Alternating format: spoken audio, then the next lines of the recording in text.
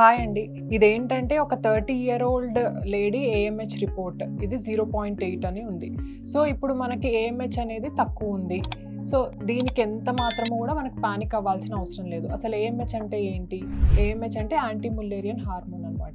అంటే మన ఓవరీస్‌లో ఉండే చిన్న యాంట్రల్ ఫాలికల్స్ నుంచి ప్రొడ్యూస్ అయ్యే హార్మోన్. సో, ఇది కేవలం మన ఎగ్ రిజర్వ్ మాత్రమే చెప్తుంది. అంటే ఎగ్ మనకి క్వాంటిటీ అనేది ఎలా ఉంది? ఎక్కువున్నాయా? తక్కువున్నాయా? అని మాత్రమే తెలుస్తుంది. అంతేకానీ ఈ ఏఎంహెచ్ వల్ల మనకి ప్రెగ్నెన్సీ అనేది వస్తుందా? రావట్లేదా? అని ఎంత మాత్రము కూడా మనకి తెలీదు. మనకి ప్రెగ్నెన్సీ రావడానికి ఇంపార్టెంట్ ఏంటి అంటే ఎగ్ క్వాంటిటీ కంటే కూడా క్వాలిటీ అనేది చాలా ఇంపార్టెంట్. మనకి 1 స్మార్ట్ హెల్తీ ఎగ్ ఉంటే చాలు ఒక హెల్తీ బేబీ అవ్వడానికి. సో, మరి ఎగ్ క్వాలిటీ పెంచుకోవడం ఎలా అంటే మనము మెయిన్ బ్యాలెన్స్డ్ న్యూట్రిషన్ మీద ఫోకస్ చేయడము, ఎక్సర్సైజ్ మీద ఫోకస్ చేయడము, స్ట్రెస్ అనేది తగ్గించుకోవడము, స్లీప్ అనేది పెంచుకోవడము. సో, డాక్టర్తో కన్సల్ట్ అయ్యి ప్రాపర్ ఓవ్యులేషన్ టైమింగ్ అది ఏంటి అనేది డిస్కస్ చేసుకోవడము. సో, ఏఎంహెచ్ తక్కువ ఉన్నా కూడా మనకి న్యాచురల్గా కానీ లేదు అంటే అవసరమైతే మైల్డ్ ఐవీఎఫ్ ద్వారా కానీ ప్రెగ్నెన్సీ అనేది ఖచ్చితంగా సాధ్యపడుతుంది.